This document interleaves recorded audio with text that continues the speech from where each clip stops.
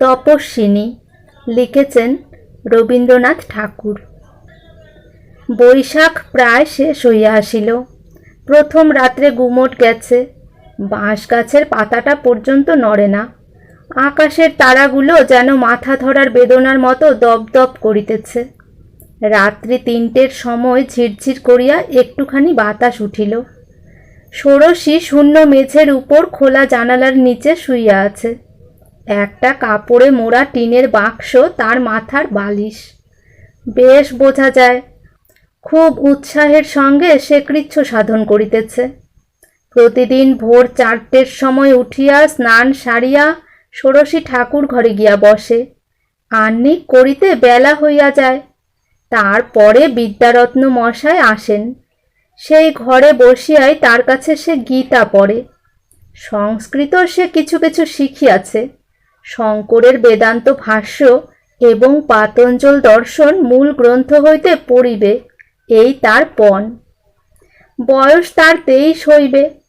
ঘরকন্যার কাজ হইতে ষোড়শী অনেকটা তফাৎ থাকে। সেটা যে কেন সম্ভব হইল না, তার কারণটা লইয়াই এই গল্প। নামের সঙ্গে মাখনবাবুর স্বভাবের কোনো সাদৃশ্য ছিল না। তার মন গলানো বড় শক্ত ছিল। তিনি ঠিক করিয়াছিলেন যতদিন তার ছেলে বড়দা অন্তত বিয়ে পাশ না করে ততদিন তার বৌমার কাছ হইতে সে দূরে থাকিবে। অথচ পড়াশোনাটা বড়দার ঠিক ধাতে মেলে না। সে মানুষটি শৌখিন।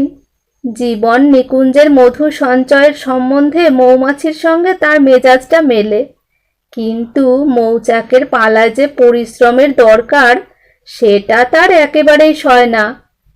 বড় আশা করিয়াছিল বিবাহের পর হইতে গোফে তা দিয়া সে বেশ একটু আরামে থাকিবে এবং সেই সঙ্গে সঙ্গে সিগারেটগুলো সদরেই ফুকিবার সময় আসিবে।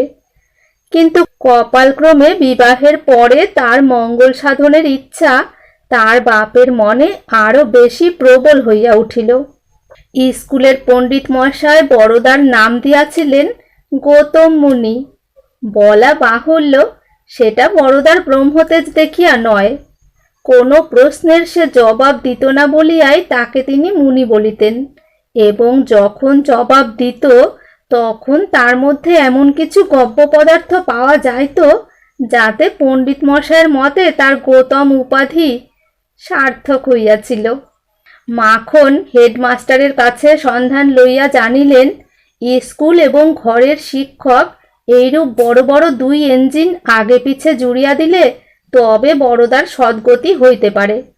অধম ছেলেদের যারা পরীক্ষা সাগর তরাইয়া দিয়া থাকেন এমন সব নামজাদা মাস্টার রাত্রি 10টা সাড়ে 10টা পর্যন্ত বড়দার সঙ্গে লাগিয়া রহিলেন। সত্যযুগে সিদ্ধি লাভের জন্য বড় বড় তপস্বী যে তপস্যা করিয়াছে সে ছিল একলার তপস্যা, কিন্তু মাস্টারের সঙ্গে মিলিয়া বড়দার এই যে যৌথ তপস্যা এ তার চেয়ে অনেক বেশি দুঃসহ। সেকালের তপস্যার প্রধান উত্তাপ ছিল অগ্নিকে লইয়া। এখনকার এই পরীক্ষা তাপসের তাপের প্রধান কারণ অগ্নি শর্মারা। তারা বড়দাকে বড় জ্বালাইল। তাই এত দুঃখের পর যখন সে পরীক্ষায় ফেল করিল তখন তার সান্ত্বনা হইল এই যে সে যশস্বী মাস্টার মশাইদের মাথা হেট করিয়াছে। কিন্তু এমন অসামান্য নিষ্ফলতাতেও মাখনবাবু হাল ছাড়িলেন না। দ্বিতীয় বছরে আর এক দল মাস্টার নিযুক্ত হইল। তাদের সঙ্গে রফা হইল এই যে বেতন তো তারা পাইবেনি, তারপরে বড়দা যদি ফার্স্ট ডিভিশনে পাশ করিতে পারে তবে তাদের বকশিস মিলিবে।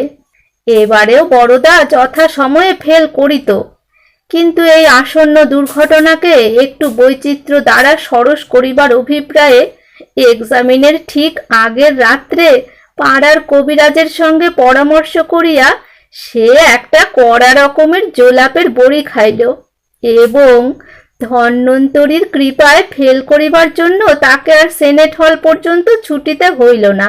বাড়ি বসিয়াই সে কাজটা বেশ সুসম্পন্ন হইতে পারিল। রোগটা উচ্চ অঙ্গের সাময়িক পত্রের মতো এমনই ঠিক দিনে ঠিক সময়ে প্রকাশ হইল যে মাখন নিশ্চয় বুঝিল এ কাজটা বিনা সম্পাদকতায় ঘটিতেই পারে না। এ সম্বন্ধে কোনো আলোচনা না করিয়া তিনি বরদাকে বলিলেন যে তৃতীয়বার পরীক্ষার জন্য তাকে প্রস্তুত হইতে হইবে, অর্থাৎ তার সশ্রম কারাদণ্ডের মেয়াদ আরও একটা বছর বাড়িয়া গেল। অভিমানের মাথায় বরদা একদিন খুব ঘটা করিয়া ভাত খাইল না। তাহার ফল হইল এই, সন্ধ্যাবেলাকার খাবারটা তাকে আরো বেশি করিয়া খাইতে হইল। মাখনকে সে বাঘের মতো ভয় করিত, তবু মরিয়া হইয়া তাকে গিয়া বলিল, এখানে থাকলে আমার পড়াশোনা হবে না। মাখন জিজ্ঞাসা করিলেন, কোথায় গেলে সেই অসম্ভব ব্যাপার সম্ভব হতে পারবে? সে বলিল, বিলাতে। মাখন তাকে সংক্ষেপে বুঝাইবার চেষ্টা করিলেন, এ সম্বন্ধে তার যে গোলটুকু আছে সে ভূগোলে নয়, মগজে। স্বপক্ষের প্রমাণস্বরূপে বরদা বলিল, তারই একজন সতীর্থ এন্ট্রান্স স্কুলের তৃতীয় শ্রেণীর শেষ বেঞ্চিটা হইতে একেবারে এক লাফে বিলাতের একটা বড় এক্সামিন মারিয়া আনিয়াছে। মাখন বলিলেন, বরদাকে বিলাতে পাঠাইতে তার কোনো আপত্তি নাই, কিন্তু তার আগে তার বিএ পাশ করা চাই। এও তো বড় মুশকিল। বিএ পাশ না করিয়াও বরদা জন্মিয়াছে, বিএ পাশ না করিলেও সে মরিবে, অথচ জন্ম মৃত্যুর মাঝখানটাতে কোথাকার এই বিএ পাশ বিন্ধ্য পর্বতের মতো খাড়া হইয়া দাঁড়াইল। নড়িতে চড়িতে সকল কথায় ওইখানটাতে গিয়াই ঠোকর খাইতে হইবে। কলিকালে অগস্ত্য মুনি করিতেছেন কি? তিনি কি জটা মুড়াইয়া বিএ পাশে লাগিয়াছেন? খুব বড় একটা দীর্ঘ নিঃশ্বাস ফেলিয়া বরদা বলিল, বারবার তিনবার, এইবার কিন্তু শেষ। আর একবার পেন্সিলের দাগ দেওয়া কি বইগুলা তাকের উপর হইতে পাড়িয়া লইয়া বরদা কোমর বাঁধিতে প্রবৃত্ত হইতেছে, এমন সময় একটা আঘাত পাইল। সেটা আর তার সহিল না।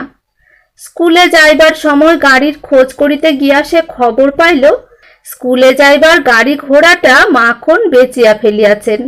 তিনি বলেন, 2 বছর লোকসান গেল, কত আর এই খরচ টানি। স্কুলে হাঁটিয়া যাওয়া বড়দার পক্ষে কিছুই শক্ত নয়, কিন্তু লোকের কাছে এই অপমানের সে কি কৈফিয়ত দিবে? অবশেষে অনেক চিন্তার পর একদিন ভোরবেলায় তার মাথায় আসিল, এ সংসারে মৃত্যু ছাড়া আর একটা পথ খোলা আছে, যেটা বিএ পাশের অধীন নয় এবং যেটাতে তারা সুতো ধনজন সম্পূর্ণ অনাবশ্যক। সে আর কিছু নয়, সন্ন্যাসী হওয়া। এই চিন্তাটার উপর কিছুদিন ধরিয়া গোপনে সে বিস্তর সিগারেটের ধোঁয়া লাগাইল। তারপর একদিন দেখা গেল স্কুল ঘরে মেঝের উপর তার কি বইয়ের ছেঁড়া টুকরোগুলো পরীক্ষা দুর্গের ভগ্নাবশেষের মতো ছড়ানো পড়িয়া আছে। পরীক্ষার্থীর দেখা নাই। টেবিলের উপর এক টুকরো কাগজ ভাঙা কাচের গেলাস দিয়া চাপা, তাহাতে লেখা, আমি সন্ন্যাসী, আমার আর গাড়ির দরকার হইবে না। শ্রীযুক্ত বরদানন্দ স্বামী। মাখন বাবু কিছুদিন কোনো খোঁজ করিলেন না। তিনি ভাবিলেন বরদাকে নিজের গরজেই ফিরিতে হইবে। খাঁচার দরজা খোলা রাখা ছাড়া আর কোনো আয়োজনের দরকার নাই। দরজা খোলাই রহিল, কেবল সেই কি বইগুলার ছেঁড়া টুকরা সাফ হইয়া গেছে, আর সমস্তই ঠিক আছে। ঘরের কোণে সেই জলের কুজার উপরে কান ভাঙা গেলাসটা উপুর করা, তেলের দাগে মলিন চৌকিটার আসনের জায়গায় ছাড়পোকার উৎপাত ও জীর্ণতার ত্রুটি মোচনের জন্য একটা পুরাতন অ্যাটলাসের মলাট পাতা, একধারে একটা শূন্য প্যাক বাক্সের উপর একটা টিনের তোরঙ্গে বড়দার নাম আঁকা, দেয়ালের গায়ে তাকের উপর একটা মলাট ছেঁড়া ইংরাজি বাংলা ডিকশনারি, হরপ্রসাদ শাস্ত্রীর ভারতবর্ষের ইতিহাসের কতকগুলা পাতা এবং মলাটে রানী ভিক্টোরিয়ার মুখ আঁকা অনেকগুলো এক্সারসাইজ বই। এই খাতা ঝাড়িয়া দেখিলে ইহার অধিকাংশ হইতে অগডেন কোম্পানির সিগারেট বাক্স বাহিনী, বিলাতি নটিদের মূর্তি ঝরিয়া পড়িবে। সন্ন্যাস আশ্রয়ের সময় পথের সান্ত্বনার জন্য এগুলো যে বড়দা সঙ্গে লয় নাই, তাহা হইতে বুঝা যাইবে তার মন প্রকৃতিস্থ ছিল না। আমাদের নায়কের তো এই দশা। নায়িকা ষোড়শী তখন সবেমাত্র ত্রয়োদশী। বাড়িতে শেষ পর্যন্ত সবাই তাকে খুকি বলিয়া ডাকিত। শ্বশুর বাড়িতেও সে আপনার এই চিরশৈশবের খ্যাতি লইয়া আসিয়াছিল। এই জন্য তার সামনেই বড়দার চরিত্র সমালোচনায় বাড়ির দাসীগুলোর পর্যন্ত বাধিত না। শাশুড়ি ছিলেন চিররুগ্না। কর্তার কোনো বিধানের উপরে কোনো কথা বলিবার শক্তি তার ছিল না, এমনকি মনে করিতেও তার ভয় করিত। পিসশাশুড়ির ভাষা ছিল খুব প্রখর। বড়দাকে লইয়া তিনি খুব শক্ত শক্ত কথা খুব চোখা চোখা করিয়া বলিতেন। তার বিশেষ একটু কারণ ছিল। পিতামহদের আমল হইতে কৌলিন্যের অপদেবতার কাছে বংশের মেয়েদের বলি দেওয়া এ বাড়ির একটা প্রথা। এই পিসি যার ভাগে পড়িয়াছিলেন সে একটা প্রচণ্ড গাঁজাখোর। তার গুণের মধ্যে এই যে সে বেশি দিন বাঁচে নাই। তাই আদর করিয়া ষোড়শীকে তিনি যখন মুক্তাহারের সঙ্গে তুলনা করিতেন তখন অন্তর্যামী বুঝিতেন ব্যর্থ মুক্তাহারের জন্য যে আক্ষেপ সে একা ষোড়শীকে লইয়া নয়। এ ক্ষেত্রে মুক্তাহারের যে বেদনা বোধ আছে সে কথা সকলে ভুলিয়াছিল। পিসি বলিতেন, দাদা কেন এত মাস্টার পণ্ডিতের পিছনে খরচ করেন তা তো বুঝিনে। লিখে পড়ে দিতে পারি, বড়দা কখনোই পাশ করতে পারবে না, পারিবে না এ বিশ্বাস ষোড়শীরও ছিল। কিন্তু সে এক মনে কামনা করিত যেন কোনো গতিকে পাশ করিয়া বড়দা অন্তত পিসির মুখের ঝাঁঝটা মারিয়া দেয়। বড়দা প্রথমবার ফেল করিবার পর মাখন যখন দ্বিতীয়বার মাস্টারের বুহ বাঁধিবার চেষ্টায় লাগিলেন, পিসি বলিলেন, ধন্য বলি দাদাকে, মানুষ থেকেও তো শেখে। তখন ষোড়শী দিন রাত কেবল এই অসম্ভব ভাবনা ভাবিতে লাগিল। বড়দা এবার যেন হঠাৎ নিজের আশ্চর্য গোপন শক্তি প্রকাশ করিয়া অবিশ্বাসী জগৎটাকে স্তম্ভিত করিয়া দেয়। সে যেন প্রথম শ্রেণীতে সব প্রথমের চেয়েও আরো আরো অনেক বড় হইয়া পাশ করে। এত বড় যে স্বয়ং লাট সাহেব সওয়ার পাঠাইয়া দেখা করিবার জন্য তাহাকে তলব করেন। এমন সময় কবিরাজের অব্যর্থ পরিটা ঠিক পরীক্ষা দিনের মাথার উপর যুদ্ধের বোমার মতো আসিয়া পড়িল। সেটাও মন্দের ভালো হইত যদি লোকে সন্দেহ না করিত। পিসি বলিলেন, ছেলের এদিকে বুদ্ধি নেই, ওদিকে আছে। লাট সাহেবের তলব পড়িল না। ষোড়শী মাথা হেট করিয়া লোকের হাসাহাসি সহ্য করিল। সময়োচিত জোলাপের প্রহসনটায় তার মনেও যে সন্দেহ হয় নাই এমন কথা বলিতে পারি না। এমন সময় বড়দা ফেরার হইল। ষোড়শী বড় আশা করিয়াছিল অন্তত এই ঘটনাকেও বাড়ির লোকে দুর্ঘটনা জ্ঞান করিয়া অনুতাপ করিবে। কিন্তু তাহাদের সংসার বড়দার চলিয়া যাওয়াটাকেও পুরা দাম দিল না। সবাই বলিল, এই দেখো না এলো বলে।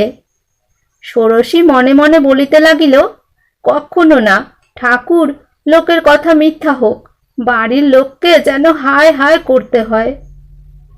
এইবার বিধাতা ষোড়শীকে বর দিলেন। তার কামনা সফল হইল। 1 মাস গেল বড়দার দেখা নাই, কিন্তু তবু কারো মুখে কোনো উদ্বেগের চিহ্ন দেখা যায় না।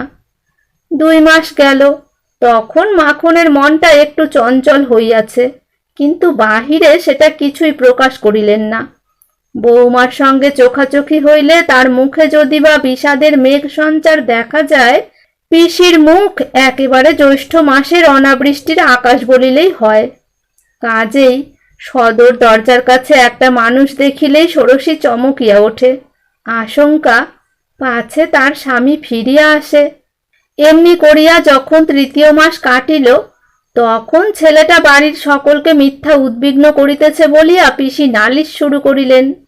এও ভালো, অবজ্ঞার চেয়ে রাগ ভালো। পরিবারের মধ্যে ক্রমে ভয় ও দুঃখ ঘনাইয়া আসিতে লাগিল। খোঁজ করিতে করিতে ক্রমে 1 বছর যখন কাটিল, মাখন যে বড়দার প্রতি অনাবশ্যক কঠোরাচরণ করিয়াছেন সে কথা পিসিও বলিতে শুরু করিলেন। 2 বছর যখন গেল, তখন পাড়া প্রতিবেশীরাও বলিতে লাগিল, বড়দার পড়াশোনায় মন ছিল না বটে, কিন্তু মানুষটি বড় ভালো ছিল। বড়দার অদর্শন কাল যতই দীর্ঘ হইল ততই তার স্বভাব যে অত্যন্ত নির্মল ছিল, এমনকি সে যে তামাকটা পর্যন্ত খাইত না, এই অন্ধবিশ্বাস পাড়ার লোকের মনে বদ্ধমূল হইতে লাগিল। স্কুলের পণ্ডিত মশাই স্বয়ং বলিলেন, এই জন্যেই তো তিনি বড়দাকে গৌতম মুনি নাম দিয়াছিলেন। তখন হইতেই উহার বুদ্ধি বৈরাগ্যে একেবারে নিরেট হইয়াছিল। পিসি প্রত্যহই অন্তত একবার করিয়া তার দাদার জেদি মেজাজের উপরে দোষারোপ করিয়া বলিতে লাগিলেন, বড়দার এত লেখাপড়ায় দরকারি বা কি ছিল, টাকার তো অভাব নাই। যাই বলো বাপু, তার শরীরে কিন্তু দোষ ছিল না। আহা, সোনার টুকরো ছেলে। তার স্বামী যে পবিত্রতার আদর্শ ছিল এবং সংসার শুদ্ধ সকলেই তার প্রতি অন্যায় করিয়াছে, সকল দুঃখের মধ্যে এই সান্ত্বনায়, এই গৌরবে ষোড়শীর মন ভরিয়া উঠিতে লাগিল। এদিকে বাপের ব্যথিত হৃদয়ের সমস্ত স্নেহ দ্বিগুণ করিয়া ষোড়শীর উপর আসিয়া পড়িল। বৌমা যাতে সুখে থাকে, মাখনের এই একমাত্র ভাবনা। তার বড় ইচ্ছা ষোড়শী তাকে এমন কিছু ফরমাস করে যেটা দুর্লভ। অনেক কষ্ট করিয়া লোকসান করিয়া তিনি তাকে একটু খুশি করিতে পারিলে যেন বাঁচেন। তিনি এমন করিয়া ত্যাগ স্বীকার করিতে চান যেটা তার পক্ষে প্রায়শ্চিত্তের মতো হইতে পারে। ষোড়শী 15 বছরে পড়িল।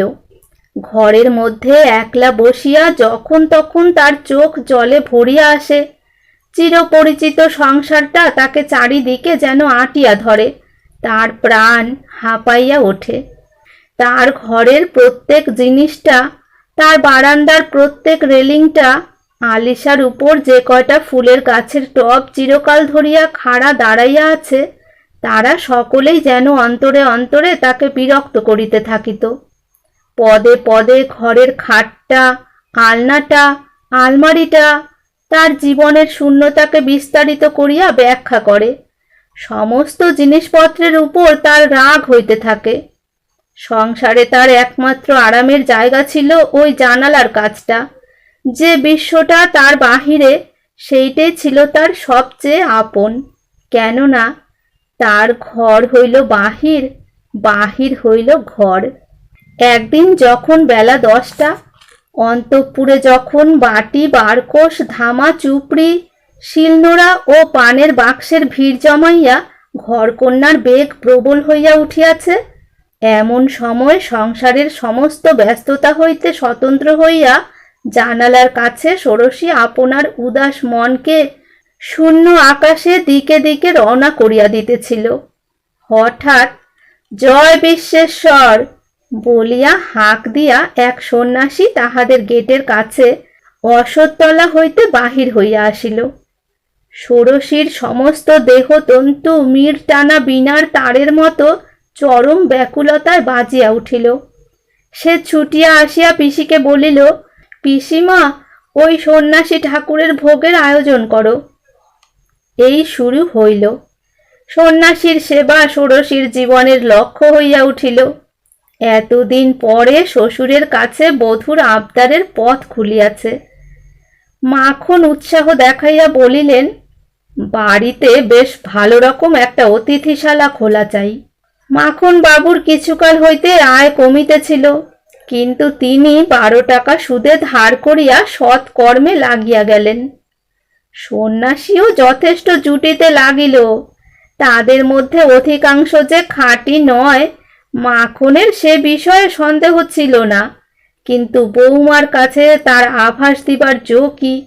বিশেষত জটাধারীরা যখন আহার আরামের অপরিহার্য ত্রুটি লইয়া গালি দেয়, অভিশাপ দিতে ওঠে, তখন এক একদিন ইচ্ছা হইত তাদের ঘাড়ে ধরিয়া বিদায় করিতে, কিন্তু ষোড়শীর মুখ চাহিয়া তাহাদের পায়ে ধরিতে হইত। এই ছিল তার কঠোর প্রায়শ্চিত্ত।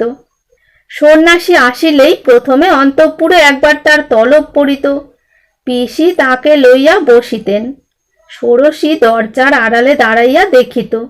এই সাবধানতার কারণ ছিল এই, পাছে সন্ন্যাসী তাকে প্রথমেই মা বলিয়া ডাকিয়া বসে। কেননা কি জানি, বড়দার যে ফটোগ্রাফখানি ষোড়শীর কাছে ছিল সেটা তার ছেলে বয়সের। সেই বালক মুখের উপর গোঁফ দাড়ি জটা জুটো ছাই ভস্য যোগ করিয়া দিলে সেটার যে কিরকম অভিব্যক্তি হইতে পারে তা বলা শক্ত। কতবার কত মুখ দেখিয়া মনে হইয়াছে বুঝি কিছু কিছু মেলে। বুকের মধ্যে রক্ত দ্রুত বহিয়াছে, তারপরে দেখা যায় কণ্ঠস্বরে ঠিক মিল নাই, নাকের ডগার কাজটা অন্যরকম। এমনি করিয়া ঘরের কোণে বসিয়াও নূতন নূতন সন্ন্যাসীর মধ্য দিয়া ষোড়শী যেন বিশ্ব জগতে সন্ধানে বাহির হইয়াছে। এই সন্ধানই তার সুখ, এই সন্ধানই তার স্বামী, তার জীবন যৌবনের পরিপূর্ণতা। এই সন্ধানটিকে ঘেরিয়া তার সংসারের সমস্ত আয়োজন। সকালে উঠিয়া ইহারই জন্য তার সেবার কাজ আরম্ভ হয়। এর আগে রান্নাঘরের কাজ সে কখনো করে নাই, এখন এই কাজেই তার বিলাস। সমস্তক্ষণই মনের মধ্যে তার প্রত্যাশার প্রদীপ জ্বালানো থাকে। রাত্রে শুইতে যাইবার আগে কাল হয়তো আমার সেই অতিথি আসিয়া পৌঁছিবে, এই চিন্তাটাই তার দিনের শেষ চিন্তা। এই যেমন সন্ধান চলিতেছে, অমনি সেই সঙ্গে যেমন করিয়া বিধাতা তিলোত্তমাকে গড়িয়াছিলেন তেমনি করিয়া ষোড়শী নানা সন্ন্যাসীর শ্রেষ্ঠ উপকরণ মিলাইয়া বড়দার মূর্তিটিকে নিজের মনের মধ্যে উজ্জ্বল করিয়া তুলিতেছিল। পবিত্র তার সত্তা, তেজপুঞ্জ তার দেহ, গভীর তার জ্ঞান, অতি কঠোর তার ব্রত। এই সন্ন্যাসীকে অবজ্ঞা করে এমন সাধ্য কার? সকল সন্ন্যাসীর মধ্যে এই এক সন্ন্যাসীরই তো পূজা চলিতেছে। স্বয়ং তার শ্বশুরও যে এই পূজার প্রধান পূজারী। ষোড়শীর কাছে এর চেয়ে গৌরবের কথা আর কিছু ছিল না। কিন্তু সন্ন্যাসী প্রতিদিনই তো আসে না, সেই ফাঁকগুলো বড় অসহ্য। ক্রমে সে ফাঁকও ভরিল। ষোড়শী ঘরে থাকিয়াই সন্ন্যাসের সাধনায় লাগিয়া গেল। সে মেঝের উপর কম্বল পাতিয়া শোয়, একবেলা যা খায় তার মধ্যে ফলমূলই বেশি। গায়ে তার গেরুয়া রঙের তসর, কিন্তু সাধব্যের লক্ষণ ফুটাইয়া তুলিবার জন্য চওড়া তার লাল পাড়, এবং কল্যাণীর সিথির অর্ধেকটা জুড়িয়া মোটা একটা সিন্দুরের রেখা। ইহার উপরে শ্বশুরকে বলিয়া সংস্কৃত পড়া শুরু করিল। মুগ্ধবোধ মুখস্থ করিতে তার অধিক দিন লাগিল না। পণ্ডিত মশাই বলিলেন, একেই বলে পূর্ব জন্মার্জিত বিদ্যা। পবিত্রতায় সে যতই অগ্রসর হইবে, সন্ন্যাসীর সঙ্গে তার অন্তরের মিলন ততই পূর্ণ হইতে থাকিবে, এই সে মনে মনে ঠিক করিয়াছিল। বাহিরের লোকে সকলেই ধন্য ধন্য করিতে লাগিল। এই সন্ন্যাসী সাধুর সাধ্বী স্ত্রীর পায়ের ধুলা ও আশীর্বাদ লইবার লোকের ভিড় বাড়িতে থাকিল। এমনকি স্বয়ং পিসিও তার কাছে ভয়ে সম্ভ্রমে চুপ করিয়া থাকেন। কিন্তু ষোড়শী যে নিজের মন জানিত, তার মনের রং তো তার গায়ের তসরের রঙের মতো সম্পূর্ণ গেরুয়া হইয়া উঠিতে পারে নাই। আজ ভোরবেলাটাতে ওই যে ঝিরঝির করিয়া ঠান্ডা হাওয়া দিতেছিল, সেটা যেন তার সমস্ত দেহ মনের উপর কোন একজনের কানে কানে কথার মতো আসিয়া পৌঁছিল। উঠিতে আর ইচ্ছা করিতেছিল না। জোর করিয়া উঠিল, জোর করিয়া কাজ করিতে গেল। ইচ্ছা করিতেছিল জানালার কাছে বসিয়া তার মনের দূর দিগন্ত হইতে যে বাঁশির সুর আসিতেছে সেইটে চুপ করিয়া শোনে। একদিন তার সমস্ত মন যেন অতি চেতন হইয়া উঠে। রৌদ্রে নারিকেলের পাতাগুলো ঝিলমিল করে, সে যেন তার বুকের মধ্যে কথা কহিতে থাকে। পণ্ডিত মশাই গীতা পড়িয়া ব্যাখ্যা করিতেছেন, সেটা ব্যর্থ হইয়া যায়। অথচ সেই সময় তার জানালার বাহিরের বাগানে শুকনো পাতার উপর দিয়া যখন কাঠবিড়ালি খসখস করিয়া গেল, বহু দূর আকাশের হৃদয় ভেদ করিয়া চিলের একটা তীক্ষ্ণ ডাক আসিয়া পৌঁছিল। ক্ষণে ক্ষণে পুকুর পাড়ের রাস্তা দিয়া গরুর গাড়ি চলার একটা ক্লান্ত শব্দ বাতাসকে আবিষ্ট করিল। এই সমস্তই তার মনকে স্পর্শ করিয়া অকারণে ব্যাকুল করে। একে তো কিছুতেই বৈরাগ্যের লক্ষণ বলা যায় না। যে বিস্তীর্ণ জগৎটা তপ্ত প্রাণের জগৎ, পিতামহ ব্রহ্মার রক্তের উত্তাপ হইতেই যার আদিম বাষ্প আকাশকে ছাইয়া ফেলিতেছিল, যা তার চতুর্মুখের বেদ বেদান্ত উচ্চারণের অনেক পূর্বের সৃষ্টি, যার রঙের সঙ্গে ধ্বনির সঙ্গে গন্ধের সঙ্গে সমস্ত জীবের নাড়িতে নাড়িতে বোঝাপড়া হইয়া গেছে, তারই ছোট বড় হাজার হাজার দূত জীব হৃদয়ের খাস মহলে আনাগোনার গোপন পথটা জানে। ষোড়শী তো কৃচ্ছ সাধনের কাঁটা গাড়িয়া আজও সে পথ বন্ধ করিতে পারিল না। কাজেই গেরুয়া রঙকে আরো ঘন করিয়া গুলিতে হইবে। ষোড়শী পণ্ডিত মশাইকে ধরিয়া পড়িল। আমাকে যোগাসনের প্রণালী বলিয়া দিন। পণ্ডিত বলিলেন, মা, তোমার তো এ সকল পন্থায় প্রয়োজন নাই। সিদ্ধি তো পাকা আমলকির মতো আপনি তোমার হাতেই আসিয়া পৌঁছিয়াছে। তার পূর্ণ প্রভাব লইয়া চারিদিকে লোকে বিস্ময় প্রকাশ করিয়া থাকে। ইহাতে ষোড়শীর মনে একটা স্তবের নেশা জমিয়া গেছে। এমন একদিন ছিল, বাড়ির ঝি চাকর পর্যন্ত তাকে কৃপাপাত্রী বলিয়া মনে করিয়াছে। তাই আজ যখন তাকে পুণ্যবতী বলিয়া সকলে ধন্য ধন্য করিতে লাগিল, তখন তার বহু দিনের গৌরবের তৃষ্ণা মিটিবার সুযোগ হইল। সিদ্ধি যে সে পাইয়াছে এ কথাও অস্বীকার করিতে তার মুখে বাধে। তাই পণ্ডিত মশাইয়ের কাছে সে চুপ করিয়া রহিল। মাখনের কাছে ষোড়শী আসিয়া বলিল, বাবা, আমি কার কাছে প্রাণায়াম অভ্যাস করিতে শিখি বলো তো? মাখন বলিলেন, সেটা না শিখিলেও তো বিশেষ অসুবিধা দেখি না। তুমি যত দূরে গেছ সেইখানেই তোমার নাগাল কজন লোকে পায়। তা হোক, প্রাণায়াম অভ্যাস করিতেই হইবে। এমনই দুর্দৈব যে মানুষও জুটিয়া গেল। মাখনের বিশ্বাস ছিল আধুনিক কালের অধিকাংশ বাঙালি মোটামুটি তারই মতো, অর্থাৎ খায় দায় ঘুমায় এবং পরের কুৎসা ঘটিত ব্যাপার ছাড়া জগতে আর কোনো অসম্ভবকে বিশ্বাস করে না।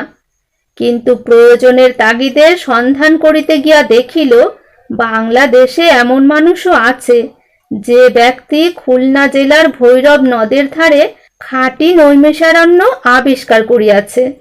এই আবিষ্কারটা যে সত্য তার প্রধান প্রমাণ ইহা কৃষ্ণ প্রতিপদের ভোরবেলায় স্বপ্নে প্রকাশ পাইয়াছে।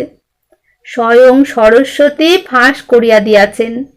তিনি যদি নিজ বেশে আসিয়া আবির্ভূত হইতেন তাহা হইলে বরঞ্চ সন্দেহের কারণ থাকিত, কিন্তু তিনি তার আশ্চর্য দেবী লীলায় হাড়িচাচা পাখি হইয়া দেখা দিলেন। পাখির লেজে 3টি মাত্র পালক ছিল, একটি সাদা, একটি সবুজ, মাঝেরটি পাটকিলে। এই পালক 3টি যে সত্য রজ তম, ঋক যজু সাম, সৃষ্টি স্থিতি প্রলয়, আজকাল পরশু প্রভৃতি যে 3 সংখ্যার ভেলকি হইয়া এই জগৎ তাহারই নিদর্শন, তাহাতে সন্দেহ ছিল না। তারপর হইতে এই নৈমিষারণ্যে যোগী তৈরি হইতেছে। 2 জন এমএসসি ক্লাসের ছেলে কলেজ ছাড়িয়া এখানে যোগ অভ্যাস করেন। একজন সাব জজ তার সমস্ত পেনশন এই নৈমিষারণ্য ফান্ডে উৎসর্গ করিয়াছেন এবং তাহার পিতৃমাতৃহীন ভাগ্নেটিকে এখানকার যোগী ব্রহ্মচারীদের সেবার জন্য নিযুক্ত করিয়া দিয়া মনে আশ্চর্য শান্তি পাইয়াছেন। এই নৈমিষারণ্য হইতে ষোড়শীর জন্য যোগ অভ্যাসের শিক্ষক পাওয়া গেল। সুতরাং মাখনকে নৈমিষারণ্য কমিটির গৃহী সভ্য হইতে হইল। গৃহী সভ্যের কর্তব্য নিজের আয়ের 6ষ্ঠ অংশ সন্ন্যাসী সভ্যদের ভরণ পোষণের জন্য দান করা। গৃহী সভ্যদের শ্রদ্ধার পরিমাণ অনুসারে এই 6ষ্ঠ অংশ অনেক সময় থার্মোমিটারের পাড়ার মতো সত্য অঙ্কটার উপরে নিচে উঠানামা করে। অঙ্ক কষিবার সময় মাখনেরও ঠিকে ভুল হইতে লাগিল। সেই ভুলটার গতি নিচের অঙ্কের দিকে। কিন্তু এই ভুল চুকে নৈমিষারণ্যের যে ক্ষতি হইতেছিল ষোড়শী তাহা পূরণ করিয়া দিল। ষোড়শীর গহনা আর বড় কিছু বাকি রহিল না, এবং তার মাসোহারার টাকা প্রতি মাসে সেই অন্তর্হিত গহনাগুলোর অনুসরণ করিল। বাড়ির ডাক্তার অনাদি আসিয়া মাখনকে কহিলেন, দাদা, করছো কি? মেয়েটা যে মারা যাবে। মাখন উদ্বিগ্ন মুখে বলিলেন, তাই তো, কি করি? ষোড়শীর কাছে তার আর সাহস নাই। এক সময় অত্যন্ত মৃদু স্বরে তাকে আসিয়া বলিলেন, মা, এত অনিয়মে কি তোমার শরীর টিকবে? ষোড়শী একটুখানি হাসিল। তার মর্মার্থ এই, এমন সকল বৃথা উদ্বেগ সংসারী বিষয়ী লোকেরই যোগ্য বটে। বড়দা চলিয়া যাওয়ার পরে 12 বৎসর পার হইয়া গেছে। এখন ষোড়শীর বয়স 25। একদিন ষোড়শী তার যোগী শিক্ষককে জিজ্ঞাসা করিল, বাবা, আমার স্বামী জীবিত আছেন কি না তা আমি কেমন করে জানব? যোগী প্রায় 10 মিনিট কাল স্তব্ধ হইয়া চোখ বুজিয়া রহিলেন। তারপরে চোখ খুলিয়া বলিলেন, জীবিত আছেন। কেমন করে জানলেন?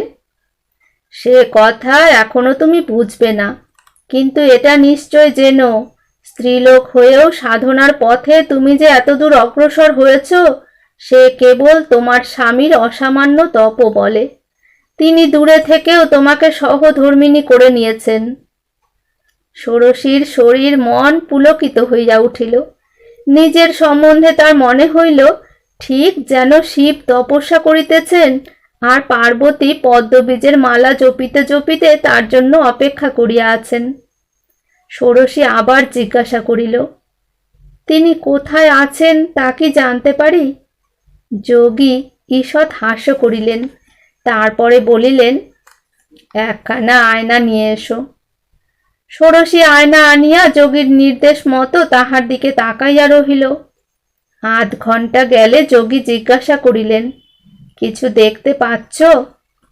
ষোড়শী দ্বিধার স্বরে কহিল, হ্যাঁ, যেন কিছু দেখা যাচ্ছে, কিন্তু সেটা যে কি তা স্পষ্ট বুঝতে পারছি নে। সাদা কিছু দেখছো কি? সাদাই তো বটে, যেন পাহাড়ের উপর বরফের মতো। নিশ্চয় বরফ, কখনো পাহাড় তো দেখিনি, তাই এতক্ষণ ঝাপসা ঠেকছিল। এইরূপ আশ্চর্য উপায়ে ক্রমে ক্রমে দেখা গেল বড়দা হিমালয়ের অতি দুর্গম জায়গায় লংচু পাহাড়ের বরফের উপর অনাবৃত দেহে বসিয়া আছেন। সেখান হইতে তপস্যার তেজ ষোড়শীকে আসিয়া স্পর্শ করিতেছে। এই এক আশ্চর্য কাণ্ড। সেদিন ঘরের মধ্যে একলা বসিয়া ষোড়শীর সমস্ত শরীর কাঁপিয়া কাঁপিয়া উঠিতে লাগিল। তার স্বামীর তপস্যা যে তাকে দিন রাত ঘেরিয়া আছে, স্বামী কাছে থাকিলে মাঝে মাঝে যে বিচ্ছেদ ঘটিতে পারিত, সে বিচ্ছেদও যে তার নাই, এই আনন্দে তার মন ভরিয়া উঠিল। তার মনে হইল সাধনা আরো অনেক বেশি কঠোর হওয়া চাই। এত দিন এবং পৌষ মাসটাতে যে কম্বল সে গায়ে দিতেছিল, এখনই সেটা ফেলিয়া দিতেই শীতে তার গায়ে কাঁটা দিয়া উঠিল। ষোড়শীর মনে হইল সেই লংচু পাহাড়ের হাওয়া তার গায়ে আসিয়া লাগিতেছে। হাত জোর করিয়া চোখ বুজিয়া সে বসিয়া রহিল। চোখের কোণ দিয়া অজস্র জল পড়িতে লাগিল। সেই দিনই মধ্যাহ্নে আহারের পর মাখন ষোড়শীকে তার ঘরে ডাকিয়া আনিয়া বড়ই সংকোচের সঙ্গে বলিলেন, মা, এতদিন তোমার কাছে বলিনি, ভেবেছিলুম দরকার হবে না, কিন্তু আর চলছে না। আমার সম্পত্তির চেয়ে আমার দেনা অনেক বেড়েছে। কোন দিন আমার বিষয় ক্রোক করে বলা যায় না। ষোড়শীর মুখ আনন্দে দীপ্ত হইয়া উঠিল। তার মনে সন্দেহ রহিল না যে এ সমস্তই তার স্বামীর কাজ। তার স্বামী তাকে পূর্ণভাবে আপন সহধর্মিণী করিতেছেন। বিষয়ের যেটুকু ব্যবধান মাঝে ছিল, সেও বুঝি এইবার ঘুচাইলেন। কেবল উত্তরে হাওয়া নয়, এই যে দেনা, এও সেই লংচু পাহাড় হইতে আসিয়া পৌঁছিতেছে। এ তার স্বামীরই দক্ষিণ হাতের স্পর্শ। সে হাসি মুখে বলিল, ভয় কি বাবা? মাখন বলিলেন, আমরা দাঁড়াই কোথায়? ষোড়শী বলিল, নৈমিষারণ্যে চালা বেঁধে থাকব। মাখন বুঝিলেন ইহার সঙ্গে বিষয়ের আলোচনা বৃথা। তিনি বাহিরের ঘরে বসিয়া চুপ করিয়া তামাক টানিতে লাগিলেন। এমন সময় মোটর গাড়ি দরজার কাছে আসিয়া থামিল। সাহেবী কাপড় পরা এক যুবা ঢপ করিয়া লাফাইয়া নামিয়া মাখনের ঘরে আসিয়া একটা অত্যন্ত অসম্পূর্ণ ভাবের নমস্কারের চেষ্টা করিয়া বলিল, চিনতে পারছেন না? এ কি বড়দা নাকি? বড়দা জাহাজের লস্কর লইয়া আমেরিকায় গিয়াছিল। 12 বৎসর পরে সে আজ কোন এক কাপড়ের কাঁচা কল কোম্পানির ভ্রমণকারী এজেন্ট হইয়া ফিরিয়াছে। বাপকে বলিল, আপনার যদি কাপড় কাঁচা কলের দরকার থাকে খুব সস্তায় করে দিতে পারি। বলিয়া ছবি আঁকা ক্যাটালগ পকেট হইতে বাহির করিল।